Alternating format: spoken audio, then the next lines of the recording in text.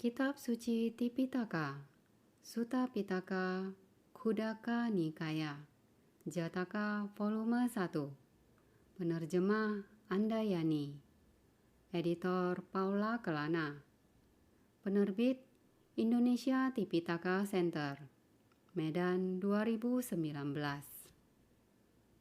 Buku 1, Eka Nipata. Cerita 3, Seri Wanija Jataka.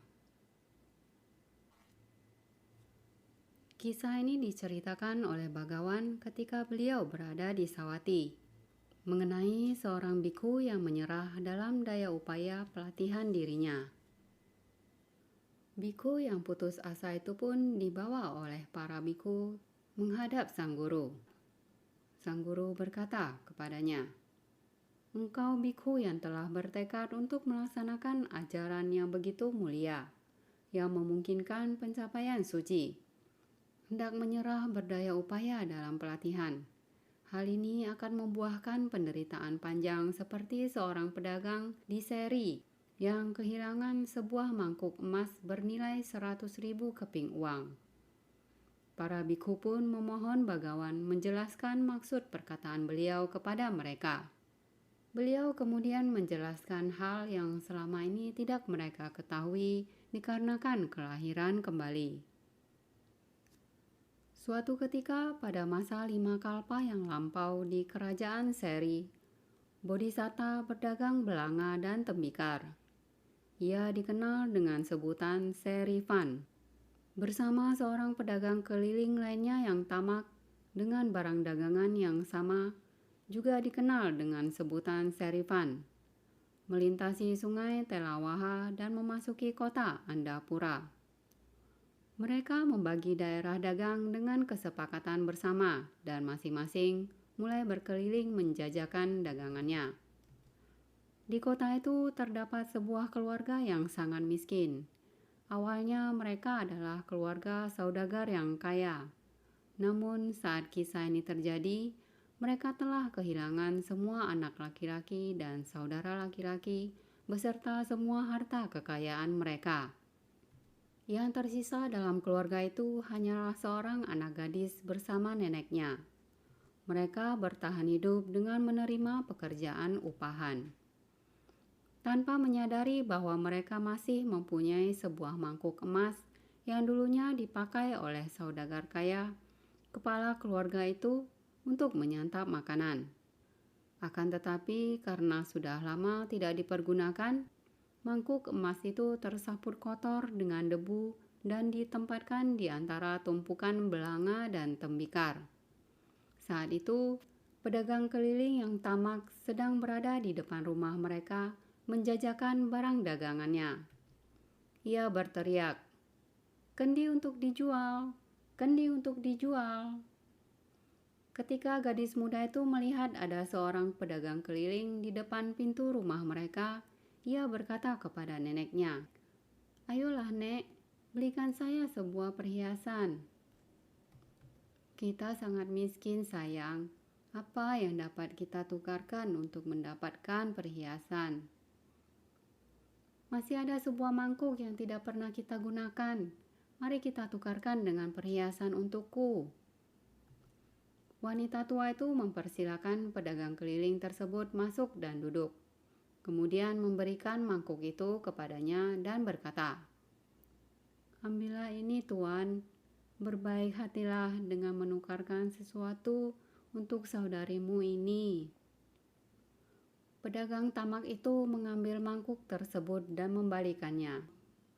Ia memperkirakan mangkuk itu terbuat dari emas. Dengan menggunakan sebatang jarum, ia menggores bagian belakang mangkuk dan yakin itu adalah sebuah mangkuk emas.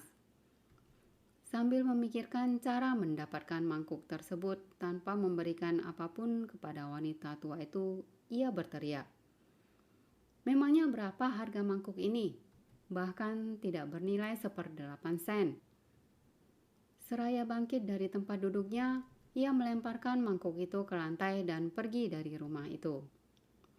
Sesuai kesepakatan para pedagang, setelah seorang pedagang selesai menjajakan dagangannya di suatu tempat, Pedagang yang lain boleh mencoba peruntungannya di tempat yang telah ditinggalkan temannya.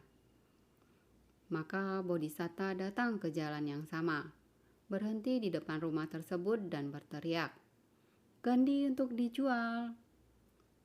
Sekali lagi gadis muda itu mengulangi permintaannya. Wanita tua itu menjawab, "Sayangku, pedagang keliling sebelumnya telah melemparkan mangkuk ini ke lantai dan meninggalkan rumah kita. Barang apa lagi yang bisa kita tukarkan untuk mendapatkan perhiasan untukmu?" Pedagang tadi seorang yang kasar dalam berkata-kata, Nek. Sementara yang ini terlihat baik dan berbicara dengan ramah. Sepertinya ia akan menerima tawaran kita. Kalau begitu, panggillah ia kemari. Maka pedagang itu pun masuk ke dalam rumah. Setelah dipersilakan duduk, mereka menyerahkan mangkuk itu kepadanya. Melihat bahwa mangkuk itu terbuat dari emas, ia berkata, "Ibu, mangkuk ini bernilai 100.000 keping uang. Saya tidak mempunyai uang sebanyak itu." "Tuan, pedagang yang kemari sebelum kedatanganmu mengatakan bahwa nilai mangkuk ini tidak melebihi 1/8 sen. Ia melemparkan mangkuk ke lantai dan pergi dari rumah ini. Kemuliaan hatimu telah mengubah mangkuk ini menjadi emas. Ambillah mangkuk ini, berikan sesuatu barang atau yang lainnya kepada kami, dan lanjutkan perjalananmu." Saat itu Bodhisatta memiliki 500 keping uang dan barang dagangan dengan nilai yang lebih besar. Ia memberikan semuanya kepada mereka dan berkata, "Saya akan menyisakan timbangan, tas, dan 8 keping uang untuk saya simpan." Atas persetujuan mereka, ia menyimpannya. Kemudian dengan cepat berlalu ke pinggir sungai, memberikan 8 keping uang tersebut kepada tukang perahu dan naik ke perahu. Tidak lama kemudian, pedagang yang tamak itu kembali ke rumah tersebut, meminta mereka mengeluarkan mangkuk itu untuk ditukar dengan sesuatu barang atau yang lain.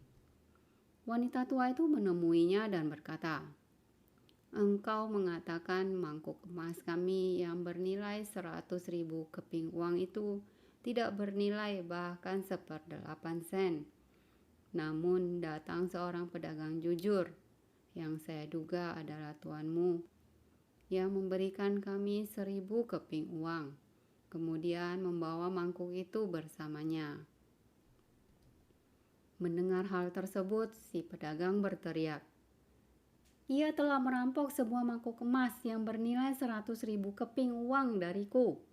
Ia telah menyebabkan aku menderita kerugian besar." Kesedihan yang teramat sangat menderanya. Ia kehilangan kendali dan terlihat seperti orang yang terganggu pikirannya.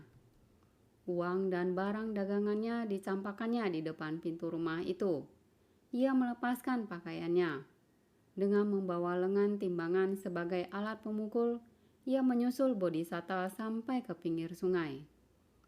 Melihat perahu telah berlayar, ia menjerit agar tukang perahu kembali ke pinggir sungai. Namun Bodhisatta meminta tukang perahu untuk melanjutkan pelayaran tersebut. Pedagang tamak itu berdiri di pinggir sungai, hanya bisa memandang Bodhisatta yang semakin jauh darinya. Penderitaan yang amat sangat melandanya. Hatinya diliputi oleh kemarahan. Darah mencurat dari bibirnya. Jantungnya retak seperti lumpur di dasar permukaan tangki yang kering oleh sinar matahari. Karena memikul kebencian terhadap Bodhisatta, ia meregang nyawa di tempat itu pada saat itu juga. Inilah saat pertama Dewa Datta menaruh dendam terhadap Bodhisatta. Bodhisatta yang menjalankan hidup dengan kemurahan hati dan perbuatan baik lainnya terlahir kembali di alam sesuai dengan apa yang telah ia perbuat. Setelah menyampaikan kisah ini, Buddha yang Maha Tahu mengucapkan syair berikut ini.